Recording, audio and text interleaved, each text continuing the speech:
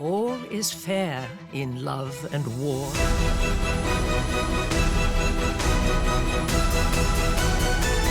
Miss Daphne Bridgerton. You have no idea what it is to have one's entire life reduced to a single moment. The time has come for the social season. Tighter! She to breathe, Mama! My name is Lady Whistledown. You do not know me, but I know you. This is what they have been trained for since birth. Which young ladies might succeed at securing a match? You've always amused me, Miss Bridgerton. Ever since I was a schoolboy and you were... All but 5? Miss Bridgerton! Oh, pardon me. Forgive me. Bassett! Bridgerton! Come here, old friend. This is my sister. Duke. I would recognize him anywhere. How is it possible that there has not been a single betrothal yet? I wish to be entertained.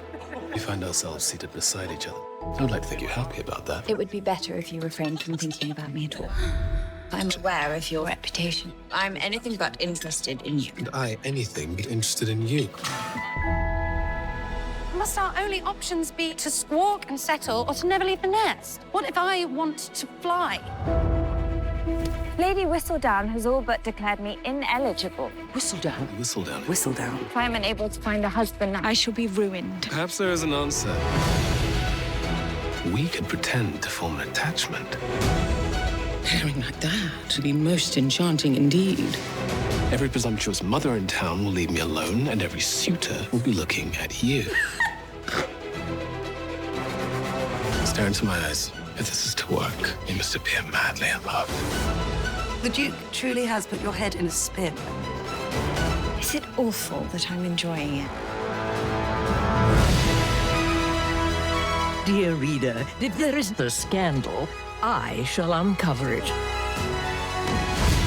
It is more than just your honor at stake. You think that just because I'm a woman, I'm incapable of making my own choices? There is nothing you cannot do.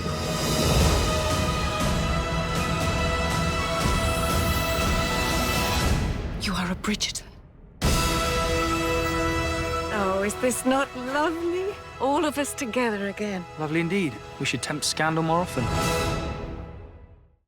Hello and welcome to this BFI and Radio Times TV festival discussion on Bridgerton, which has become a global phenomenon with audiences and critics alike, praising its freshness and originality, the way it's breathed new life into the Regency period drama. An amazing over 60 million viewers in the first month, and #1 Netflix show in over 70 territories. So that is quite an achievement. I'm Kirsty Lang. I present the art show Front Row on BBC Radio 4, and I'm very excited, as I'm sure all of you are, to have just learned that Netflix is going to be doing a second season. So congratulations on this to all the panel, who I am now going to introduce. Tonight, we are very fortunate. We have the creator and showrunner, Chris Van Dusen. Hello. Welcome, Chris. We have the amazing costume designer, Ellen Mirojnick. Hi. Welcome. And joining us are the cast members. So we have leading lady, Phoebe Dynevor, who plays Daphne Bridgerton. Hi. Hello, Phoebe. We have the leading man, Rege-Jean Page, who plays the Duke of Hastings, also known as Simon. We have Jonathan Bailey, who is Daphne's oldest brother, Anthony Bridgerton. Hello. We have Nicola Coughlan, who plays Penelope Featherington. Hello. We have Claudia Jessie, who plays Eloise Bridgerton, the younger sister of Daphne and the rebellious feminist of the series, I would say. We have Golda Rosheuvel, who plays Queen Charlotte. We have Adjoa Andoh, who plays the wonderfully acerbic Lady Danbury, aunt of the Duke. Hello. And last but not least, Luke Newton, who plays Colin Bridgerton, the third brother in the large Bridgerton family of 8 children. Well, let's start with the showrunner, Chris, on the creative vision behind this show. Now, Chris, Bridgerton is adapted from a series of best-selling Regency romance novels by Julia Quinn. Can you give me your elevator pitch on how you adapted these books and what you saw in them that you thought, well, this is going to make a good series? Yeah, I fell in love with the books from the moment I first read them. You know, they were funny and they were emotional, they were sexy, and there was this beautiful escapist world to explore in the books. And it all came with this incredibly charming family at the center of everything, known as the Bridgertons. But I think for me, what really got me excited about adapting these novels was that this was a chance to create the period show that I've always wanted to see, and one I hadn't seen before. And I knew that wasn't going to look like any period show that I've seen before this. I've always loved the genre. I've always loved a good period piece, but I think they're often considered a little traditional and a little conservative. So with Bridgerton, I wanted to take everything you love about the period genre and turn it into something fresh. And at the same time, explore this really fascinating marriage of history and fantasy and looking at that exact intersection. And that was really, a large part of our early discussions when I was developing the show with Shondaland. Now, I know that you're a big fan of Andrew Davis's 1995 adaptation of Pride and Prejudice, and I wondered to what extent that was an inspiration. I think it's very simple. It's Colin Firth in his white shirt. I think that's really all that needs to be said. Really, Mr. Darcy coming out of that lake is one of my favorite images and one of my favorite scenes of all time. I think it's seared into my brain, and I think it's seared into a lot of people's brains. And that being said, I still always wanted to see a period piece that went a little further and one that pushes a few more boundaries and challenges the very idea of what a period piece can really be. When you say push the boundaries, I'm assuming one of those is the sexual quotient that Andrew Davis probably couldn't do, and you can do that on Netflix. Because there is a lot of sex scenes in Bridgerton, more than we would normally get. Why is that? Is that because they're in the books? Well, it's no secret that we're a show that's inspired by 8 really delicious romance novels. And so the sex was always going to be a part of the show. And it was something we were excited to lean into from the beginning. I wanted the experience of watching the show to not be so different from the experience of reading one of these romance novels in terms of things feeling sexy and a little dangerous and fun. The show can be a wild ride at times that leaves you a little hot and bothered and breathless. And that's something I love about the show. But the rule for us in the writer's room when it came to our approach to the sexiness and the sex scenes was that it always had to be moving story forward and illuminating something about our characters. So the approach was always, to be telling the story through the female gaze and, for these kinds of scenes to never feel gratuitous. Now, you have some amazing locations and extraordinary interiors. Tell us about some of the places that you filmed. We filmed in London and across the English countryside in some of the most amazing locations, castles and palaces, and it was all so incredible. We were up in York at Castle Howard for an extended period of time. That was the Duke's country home, his ancestral home, Cliveden Castle. We were at Lancaster House in London for our scenes with the Queen, Buckingham Home and St. Regis Palace, and I believe that location is actually used by the royal family today. So everything, the locations were epic and they were beautiful and they were really romantic. And, I knew if we were going to be telling some of the most epic and romantic love stories of all time, I wanted the locations to be doing the very same thing. And why did you feel there was a need to have a narrator in the form of Julia Andrews as Lady Whistledown telling the story? I think what we're really exploring through Lady Whistledown is the power of the written word. And she holds an enormous amount of power in that pen of hers. She's this one-woman Regency gossip writer, and we get to see how she shifts public opinion and how she affects people and how she brings about change, just as tabloids and newspapers and social media outlets, they all do the same thing today. And then to have Julie Andrews narrating this part, what can really be said about Julie Andrews? She's amazing and she's a legend, and she really elevated this, the voice of Lady Whistledown to she completely surpassed any expectations I had, and she made it so fun and memorable, and she's amazing. There is nothing this author loves more than a scandal, and tonight's soiree promises more than its fair share, courtesy of the recently widowed Lady Trowbridge. Some may call her celebrations too provocative, and I would caution any young lady from getting caught up in the sensual nature of her fates.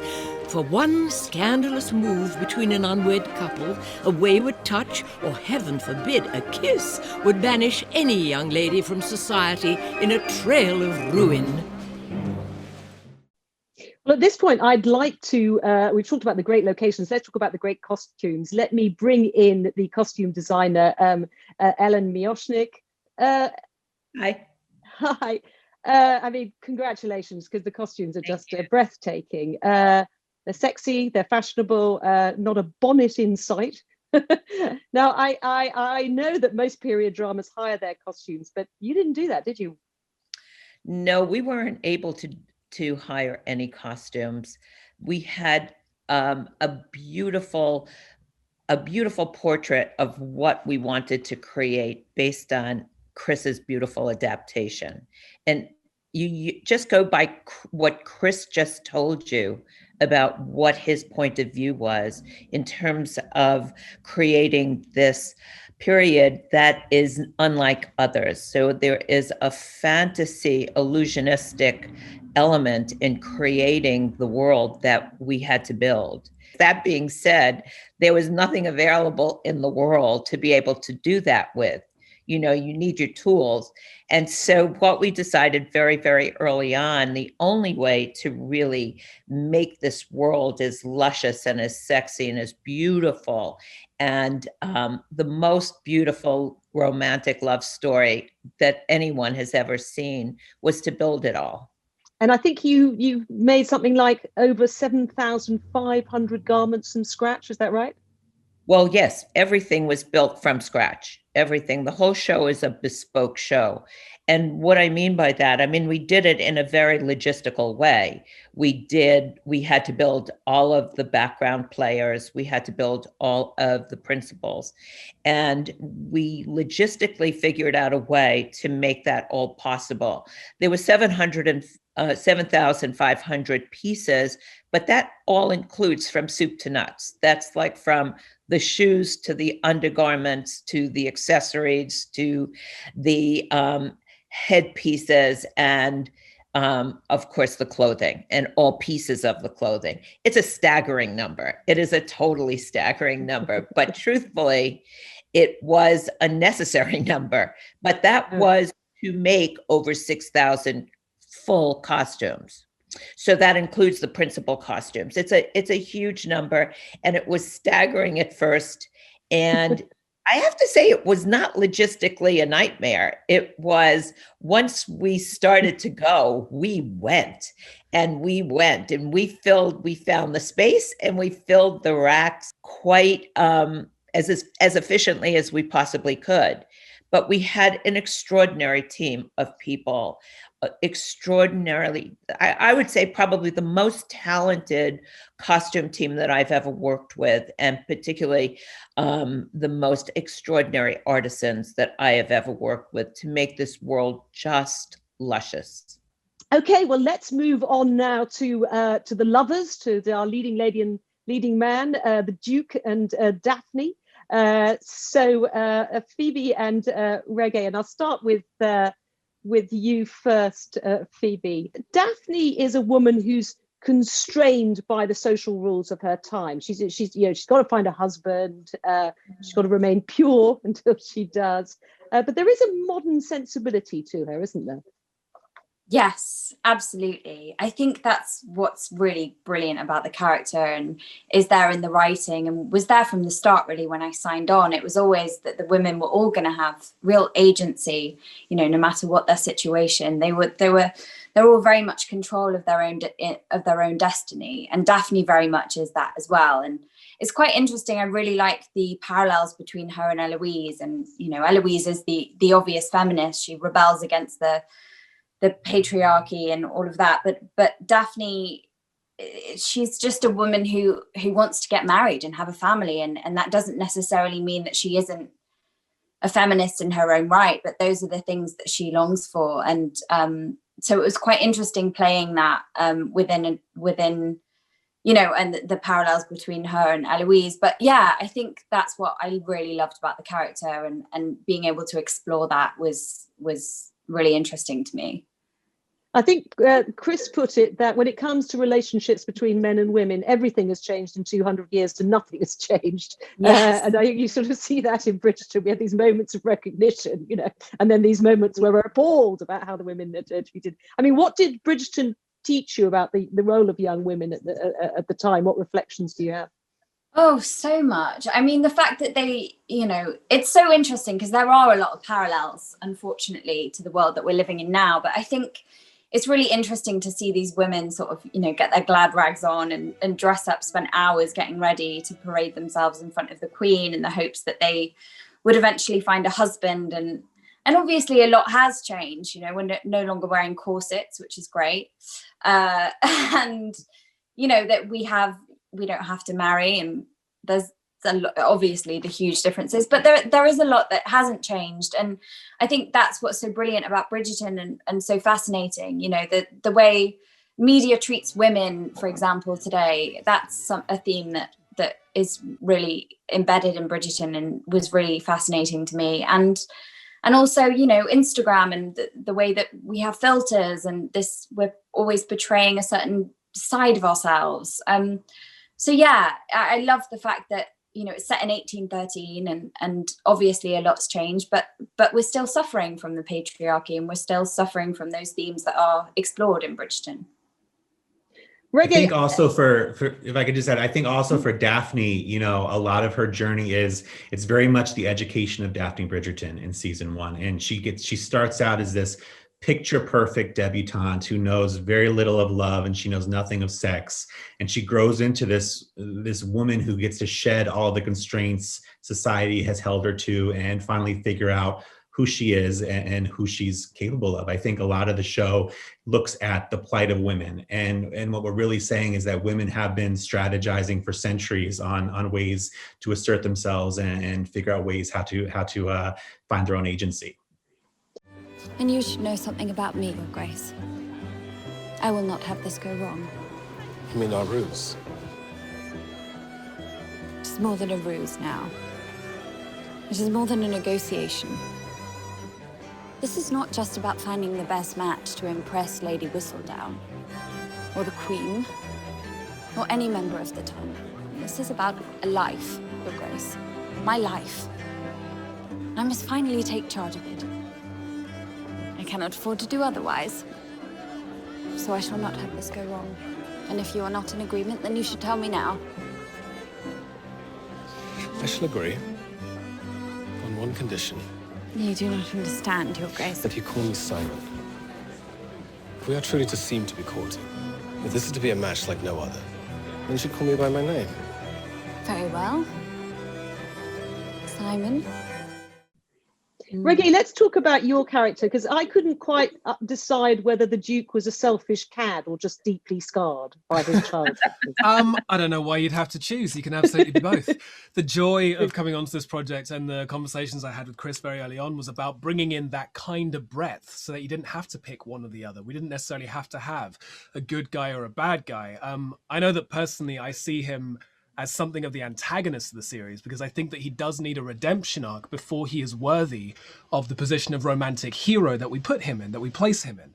But I think that what that does is allows us more space for him to be both selfish cad and deeply scarred, and more on top of that, he can be generous and intelligent and sensitive and have all of those layers interact with each other so that they don't so much nullify each other or cancel each other out, but enrich each other so that we can see a more full human being here that we may be used to seeing in someone who may otherwise fall into a very played out archetype.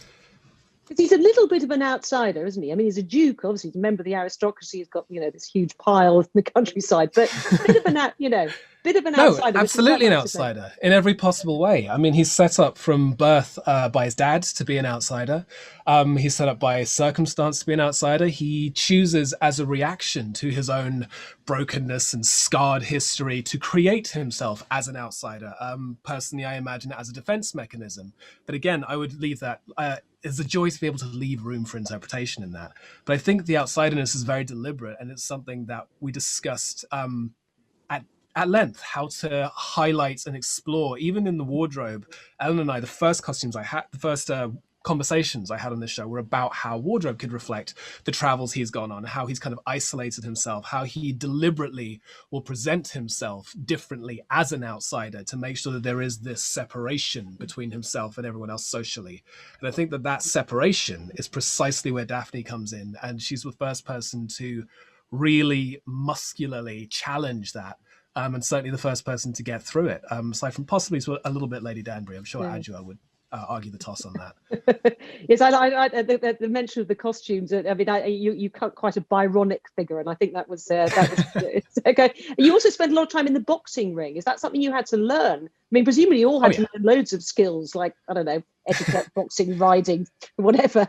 The whole gamut. Went to the armory, learned how to fire a gun. I've been involved in more 19th century duels than I ever thought I would be in my life at this point. Also got to hold Han Solo's pistol at the armory. It's amazing kind of getting to hang out in all these places to get access to. Didn't get to fire that in the show though. But no, loads of lessons, endless etiquette lessons, loads of body language lessons, horse riding, boxing. Was up every morning, run down to the gym, had a horrible trainer do horrible things to me to get me into wonderful shape so I could do all of these things, but also at all times, these conversations were character-led. The first conversation I said as I got off the plane was with Ellen, and we talked about what literature these people are reading, and that is Byron. Eloise, I think, explicitly mentions Byron in the show, and so we're like, okay, how can we take this Byronic archetype in? Likewise, with the boxing and the horse riding, one carries oneself differently in a society that prizes the language of body language so highly, depending on whether you fence, whether you ride, whether you box, how you fence, ride, and box, whether you're any good at it. And also in terms of, I think, what we've done very cleverly with Simon and the boxing is it gives us a place to explore his unfiltered demons in the narrative, a place to explore character there. So again, we're not necessarily just being indulgent, we're finding a way to bring out sides of the character that you wouldn't otherwise see by just giving him some stuff to hit and let his frustrations out on as much as anything else, you know? Now, I'm going to move on to some of the other cast, but just before I do that, Phoebe, I must ask you about shooting the sex scenes. I mean, I assume you had an intimacy coordinator choreographing the whole thing. Is that right? Yes, absolutely. We spent a lot of time rehearsing the intimacy scenes, which was so informative and interesting, just in the way that, you know, the story of Daphne's sexual evolution is so important to, you know, her journey and also Simon's journey. And so it was something that we really wanted to get right, and it had to be there to tell the story. So yeah, it was great to be able to work with someone so that we all firstly felt safe, and you know, it made us feel free in the knowledge that we knew exactly what we were doing at all times. We knew, you know, how it was going to be choreographed to such a detail that I knew where Rege was going to put his hand at what moment, and which way we were going to end up falling, how we were going to end up falling onto the bed. I mean, it was so intricately like a stunt, really, which was really, really helpful, because I think like a stunt, no one wants to get hurt, and no one does get hurt. And it's the similar thing. No one feels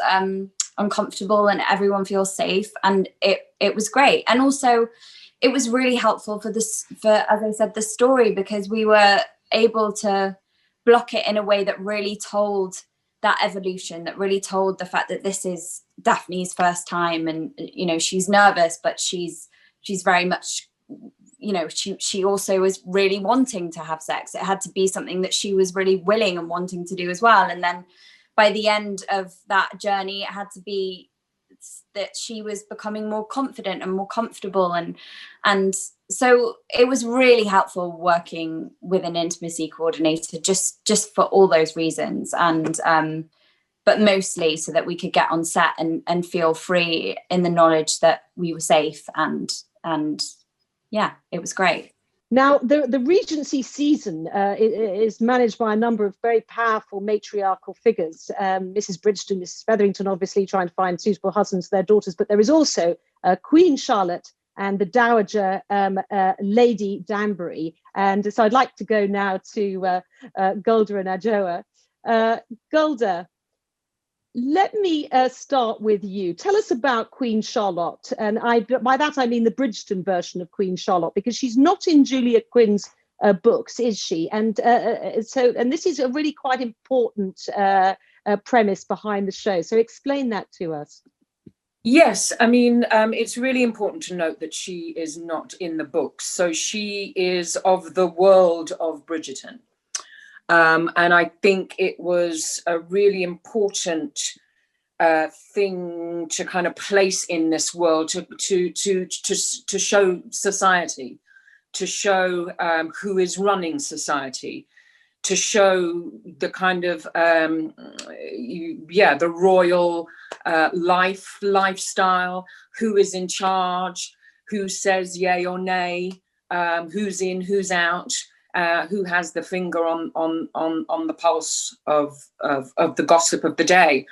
And I think it's really fascinating and very clever of Chris and the team to put a Black Queen in this world, that then you're able to push the boundaries out to make space for a very beautiful, colourful show where Black and brown people are at the front and shown in a positive light. Her Majesty requires an audience. With me now?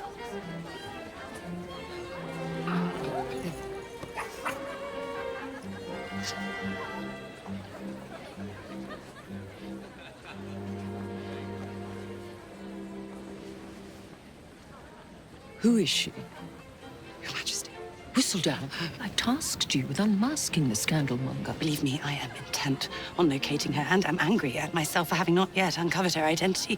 But I was thinking... Clearly not fast enough. My patience has limits. Get me an answer. Your queen commands it. Of course. Your Majesty. Adjoa, I think where they're going with this, isn't it? It's not colourblind casting. It's the imagining that Queen Charlotte would have promoted lots of people of colour to her court, so that you would have had dukes and duchesses and so on, and people like Lady Danbury. Yes, I think this period in English history was a much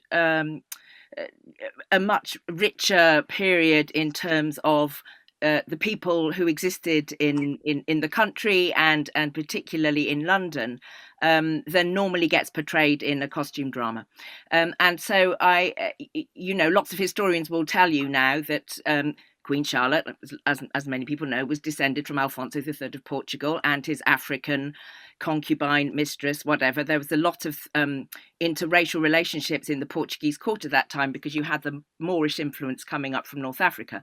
So in a way, it's not a documentary. It's a beautiful romance drama, and so it's a way of just opening the possibility of remembering that all these people existed at this time. There were 20,000 free black people in London in Regency, England. So what Chris has done, he's sort of given this glorious, expansive version of this Regency period. So you get, Golda in all her fabulous pomp, and then you get a character like Lady Danbury, equally fabulous and in her pomp as well. And I think for me, Lady Danbury she's one of those she's one of those women who we sort of celebrate, the mothers and the grandmothers and the aunts and the godmothers, who are those sort of gorgeous, tough talking, hard working, far seeing women with a real appetite for life, but who also have an eye on those who are sort of vulnerable and need scooping up. So you know, in this world, she can see the way things are supposed to run. She has a very clear sense of society and of who is in, as Golda was saying, the people who are in, the people who are out. But she also has a slight sort of edge to her, a bit of a sort of deliciousness that. Yeah, she's got that sort of Maggie Smith acerbic kind of, hasn't she? Some of the sort of lines. Yeah, she does have a real acerbic swing to her, absolutely. And but then a real affection and love and a desire to see Simon, the son of her. You know, I sort of imagine that relationship that she would have had with Simon's mother would have been a bit like Eloise and Penelope. You know, those lovely secret friendships where you just adore your best friend. And so for the child of your best friend to not have his mother means you absolutely have to step into that breach. I would have expected more. More discernment, more understanding, more appreciation. Lady Daphne. You allowed that young lady to slip through your fingers as if it were nothing.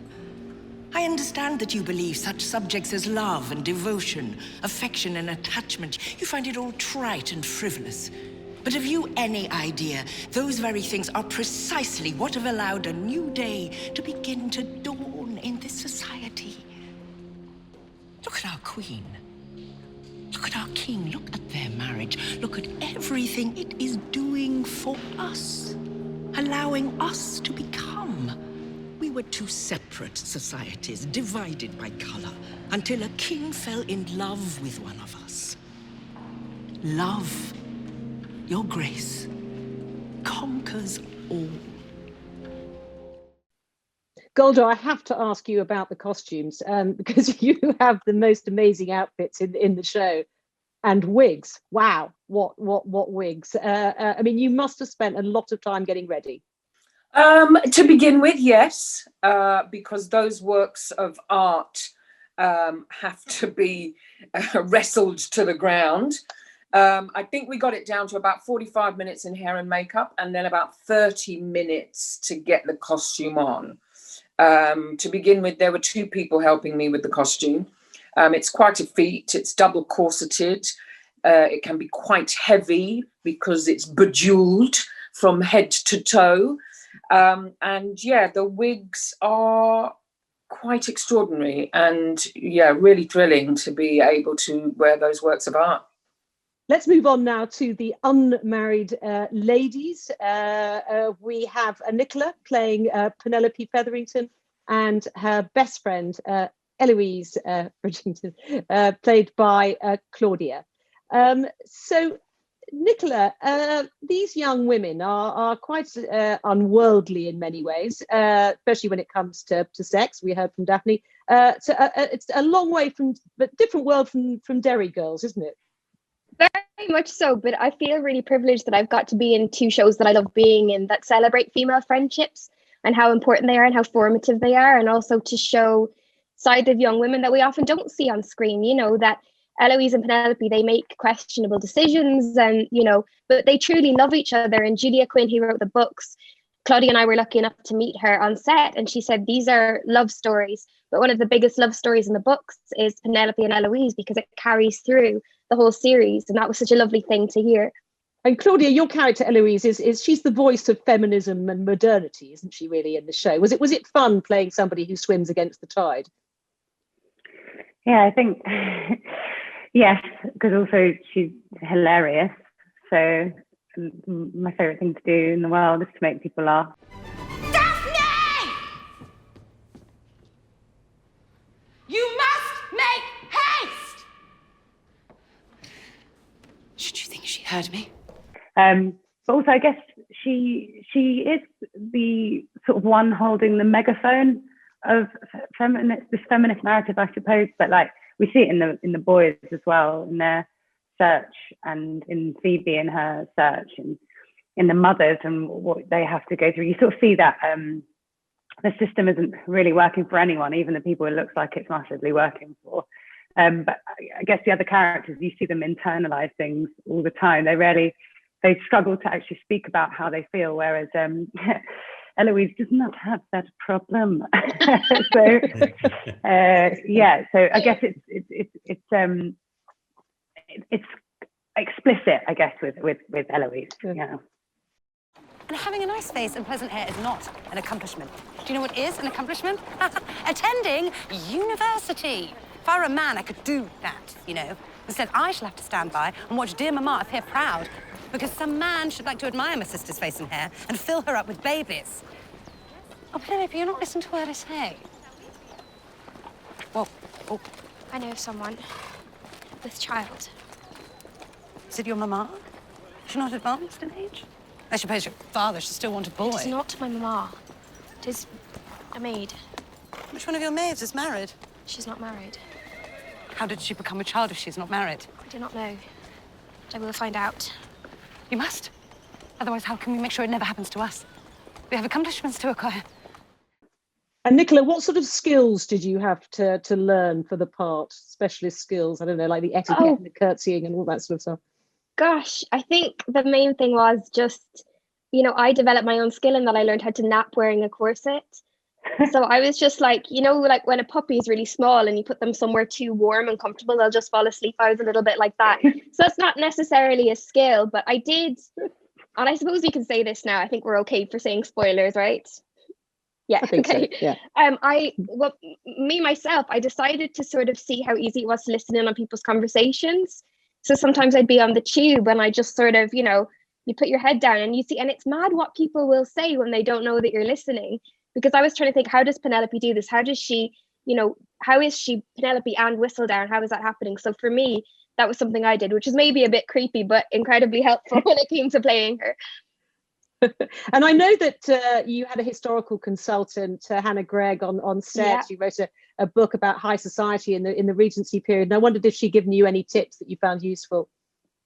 Well, one thing that I found was really, really useful was at the very beginning of the research. She was so helpful in that she said, there are no silly questions. So whatever you're wondering, just ask me. And I think we sometimes have a conception of women at that time that they were very, upright all the time in their needlework and all this sort of thing. And they were like that. But also she showed us paintings of them at home when they were lounging and they were just being young girls, as young girls are. And that, for some reason, was just a really important thing to me. I thought, oh, if this is not their front facing out in society face, they're still just normal girls. And Claudia, I was interested in your look, because I mean, you have quite a contemporary look in terms of your hair quite a lot of the time, don't you? I mean, you have your sort of hair down, quite a sort of modern haircut.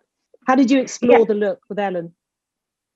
Well, I think there's a certain it's quite structured with Eloise, I guess. I feel even with like the fringe and the sort of mullety thing that she's got going on. And her little like jackets and everything's quite structured, I guess. And there's one scene where I almost feel she looks like Punky, which I love. And I guess because it's such a fantastical world that we've created, it's so beautiful that we get to push with those elements. But it makes complete sense when you watch it. Like that is Eloise, isn't it? That structured, that the bangs, the hair, and the way she walks and that. Like even with etiquette stuff, it was nice to unsubscribe to a lot of it as well. That's right, because I remember it was quite shocking the time she actually does put her hair up and everything. It makes much more of an impact. Now, last but not least, we have the eligible young gentlemen, Jonathan Bailey and Luke Newton, who play two of the Bridgerton sons, both unmarried and who have a lot more fun than the young ladies, I would say. Jonathan, tell us about Anthony Bridgerton, because he's the head of the family and that weighs quite heavily on his shoulders, doesn't he? He's very protective, particularly of his sister in this series. I think he's protective is saying it mildly. I think he's struggling with his position within the family, and one that society obviously gives to him, and it's the male lineage and the patriarchal system, which, as Claudia was saying, it's sort of he is the embodiment of how it didn't work. It's extremely toxic for women and for men as well. But the thing that's fascinating about Anthony and this whole amazing world that Chris has set up is that the Bridgerton family essentially are all bonded in this trauma that you don't really you get a sense of, but the way that it's set up is that they lost their father when Anthony was in his late teens, and then he became the head of the household, and which means that he automatically has to make decisions on behalf of his mother and his amazing siblings. And that's, I think, an amazing thing to play a character that's not even had time to get over trauma, but is battling all the way through.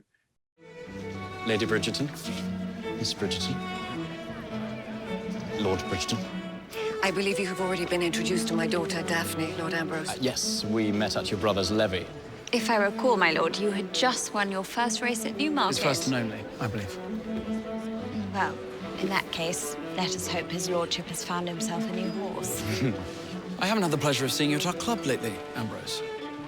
Should it have anything to do with the unpaid balance you left on our betting books winter last?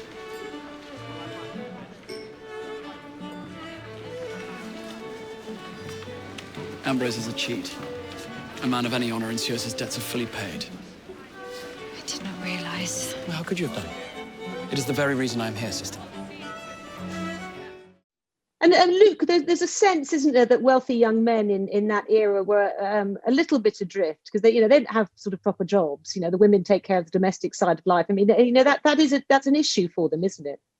Yeah, absolutely. I think actually, funny enough, talking, with the future of the show, my friend sort of said, what happens to Colin with his travels? Like maybe he goes to war. And I just thought that there's no sort of suggestion that that's going to happen for them. They don't really have the responsibilities. But I think what I love about Colin is that he's almost stuck between the relationship between his older brothers. So he's obviously had this set up of how he should be as he gets older, but then he's got these strong female characters like Daphne and Eloise that are so close to him in age. Even to the point where during the show there are times when I feel like Daphne seems older than Colin just because of the experiences that she's had and that she's going through.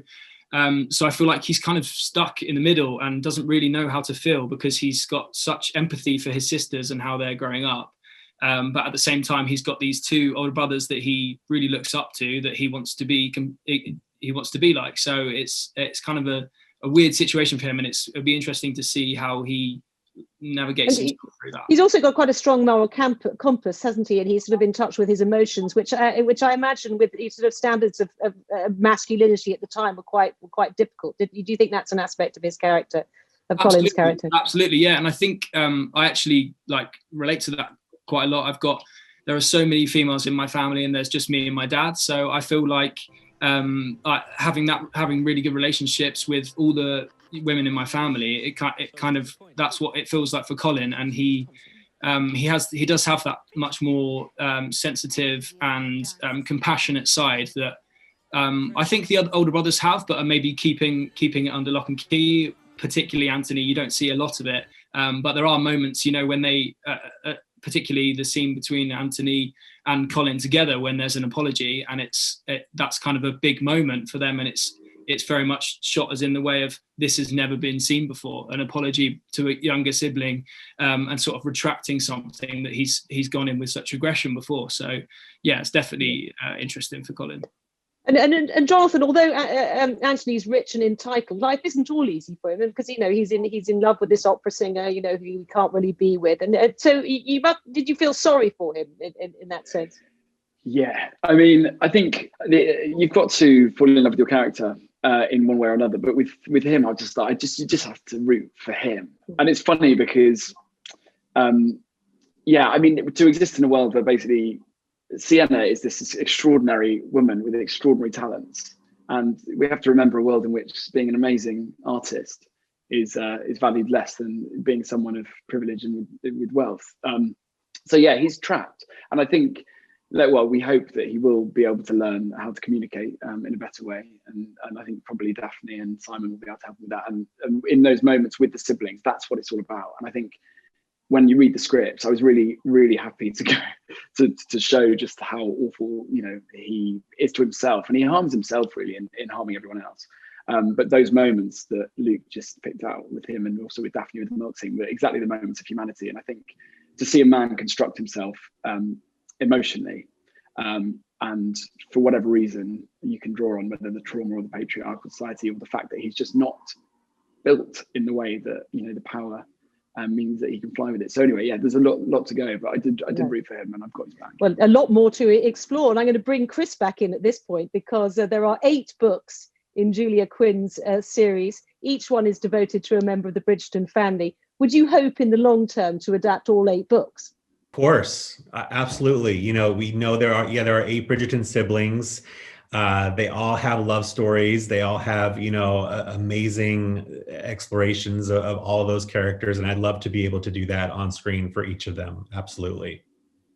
Now, before we finish, I'd like to invite all the other members of the cast back on, just for a final couple of questions. So, Chris, I mean, one of the really contemporary things about Bridgerton is the unique use of music, that you mix, you know, contemporary reworked pop tunes with, you know, period pieces and so on. And I don't know if you're aware of this, but there's a big movement online on social media to create Bridgerton the musical. So are you into that idea? I'm so into that. Yes, I saw that the other day. Someone sent it to me on TikTok, and it's amazing. It goes to the response of this show. It has become such an amazing kind of phenomenon that people are actually so inspired by what we're doing. It feels amazing. And any volunteers? I mean, I think, you know, some of you have got musical experience, haven't you? Luke, haven't you? I definitely think the Queen should sing. Definitely. Yeah. I mean, we have Olivier Award winner Jonathan Bailey. Exactly.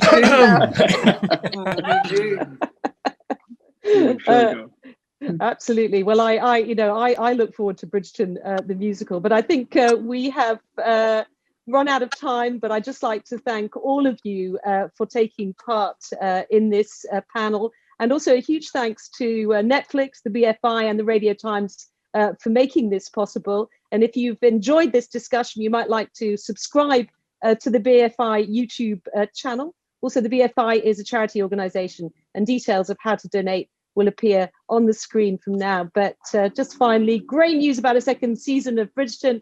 And thank you to all of you. Thank you. Thank you.